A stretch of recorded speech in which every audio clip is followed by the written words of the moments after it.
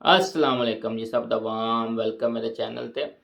Europe च जेह्ड़ा भी बंदा सैटल्ड होंदा है, जो ही वो सैटल्ड होंदा है, उसकी पहली ख्वाहिश यही होंदी है कि मैं अपनी फैमिली नू जितनी जल्दी या किसी तरीके नाल उस मुल्क च मंगा लै है। इस तरह ही स्पेन दे विच भी जेह्ड़े लोग स्पेन च आके सैटल्ड होंदे ने उन्हां दी भी यही ख्वाहिश होंदी है कि जो ही सैटल्ड होइए अपनी फैमिली नू मंगाइए। इसे तो रिलेटेड एक बाई दा सवाल सी कि ਉਹ ਬਾਹਾ ਲਬਰਾਲ ਤੇ ਨੇ ਤੇ ਬਾਹਾ ਲਬਰਾਲ ਤੇ ਕਿਆ ਉਹ ਆਪਣੀ ਫੈਮਿਲੀ ਨੂੰ ਬੁਲਾ ਸਕਦੇ ਨੇ ਜਾਂ ਇਸ ਦਾ ਕੀ ਤਰੀਕਾਕਾਰ ਹੈ।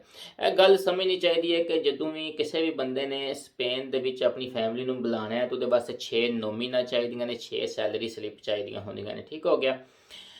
6 ਸੈਲਰੀ ਸਲਿੱਪ ਹੋਣਗੀਆਂ ਤੇ ਉਹ ਅਪਲਾਈ ਕਰੇਗਾ ਹੈ।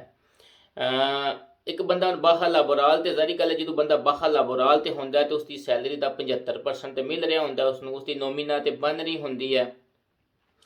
ਹੁਣ ਉਸ ਨੋਮੀਨਾ ਤੇ ਅਪਲਾਈ ਤੇ ਹੋ ਜਾਂਦਾ, ਲੇਕਿਨ ਇਹ ਚੀਜ਼ ਚੈੱਕ ਕਰਨੀ ਪਵੇਗੀ ਕਿ ਉਹ ਨੋਮੀਨਾ ਕਿਤਨੀ ਆ ਰਹੀ ਹੈ, ਕਿਆ ਉਸ ਨੋਮੀਨਾ ਤੇ ਉਹ ਅਪਲਾਈ ਹੋ ਜਾਏਗਾ। ਮਿਸਾਲ ਦੇ ਤੌਰ ਤੇ ਅਗਰ ਇੱਕ ਬੰਦੇ ਨੇ ਸਿਰਫ ਆਪਣੀ ਬੀਵੀ ਨੂੰ ਬੁਲਾਉਣਾ ਹੈ ਵੇ ਤਾਂ ਸਾਡੇ ਕੋਲ 800 ਯੂਰੋ ਦਾ ਬਣਦਾ ਨੋਮੀਨਾ ਹੋਣੀ ਚਾਹੀਦੀ ਹੈ। ਤੇ ਅਗਰ ਉਹਦੀ ਨੋਮੀਨਾ ਹੀ 850 ਤੋਂ ਥੱਲੇ ਲੇਕਿਨ ਹੈ ਤੇ ਬਾਹਾ ਲਾਬੋਰਾਲ ਤੇ ਫਿਰ ਤੇ ਨਹੀਂ ਉਹ ਬੁਲਾ ਸਕੇਗਾ। ਇਹ ਚੀਜ਼ ਇੰਪੋਰਟੈਂਟ ਹੈ ਕਿ ਨੋਮੀਨਾ ਕਿਤਨੀ ਆ ਰਹੀ ਹੈ, ਪਹਿਲੇ ਕਿਤਨੀ ਸੀ ਬਾਹਾ ਲਾਬੋਰਾਲ ਤੇ ਕਿਤਨੀ ਸੀ, ਕਾਊਂਟ ਨੂੰ ਤੇ ਕਾਊਂਟ ਹੋ ਜਾਏਗੀ ਕਿਉਂਕਿ ਨੋਮੀਨਾ ਤੇ ਹੈ ਵੇ।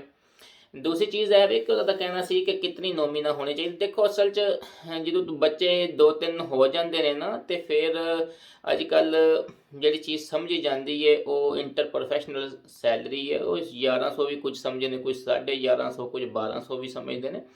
ਲੇਕਿਨ ਫਿਰ ਵੀ ਮੁਖਤਾਤ ਅੰਦਾਜ਼ੇ ਦੇ ਮੁਤਾਬਕ ਜਿਹੜੇ ਬੰਦੇ ਨੇ 2 ਬੱਚੇ ਮੰਗਾਣੇ ਨੇ ਕਮ ਅਜ਼ ਕਮ 1300 ਸੈਲਰੀ ਕਰ ਲੈ ਤਾਂ ਕਿ ਬਾਅਦ 'ਚ ਕੋਈ ਮਸਲਾ ਨਾ ਬਣੇ ਇਨ ਫਿਊਚਰ ਹੈ ਨਾ। ਕਿਉਂਕਿ ਫਿਰ ਥੋੜ੍ਹੇ ਜਿਹੇ ਮਸਲੇ ਤੋਂ ਫਿਰ ਸਾਰਾ ਪ੍ਰੋਸੈਸ ਇਤਨੇ ਲੰਬਾ ਚੇਨ ਬਣਾਈ ਹੁੰਦੀ ਹੈ, ਇਨਫੋਰਮੇ ਪਾਸ ਕਰਾਏ ਹੁੰਦੇ ਨੇ, ਸਾਰਾ ਕੀਤੇ ਹੁੰਦਾ ਤੇ ਫਿਰ ਉਹ ਛੋਟੀ ਜਿਹੀ ਗਲਤੀ ਦੀ ਵਜ੍ਹਾ ਤੋਂ ਅਗਰ ਸਾਰਾ ਕੰਮ ਖਰਾਬ ਹੋ ਜਾਏ ਤੇ ਫਿਰ ਅਫਸੋਸ ਹੁੰਦਾ ਬੰਦੇ ਨੂੰ ਹੈ ਕਿ ਮੈਂ ਸੈਲਰੀ 100 ਯੂਰੋ ਵੱਧ ਹੁੰਦੀ ਮੇਰੀ ਤੇ ਉਹ ਹੀ ਬਿਹਤਰ ਸੀ ਹੈ। ਬਹੁਤ ਸ਼ੁਕਰੀਆ, ਅੱਲਾ ਹਾਫਿਜ਼।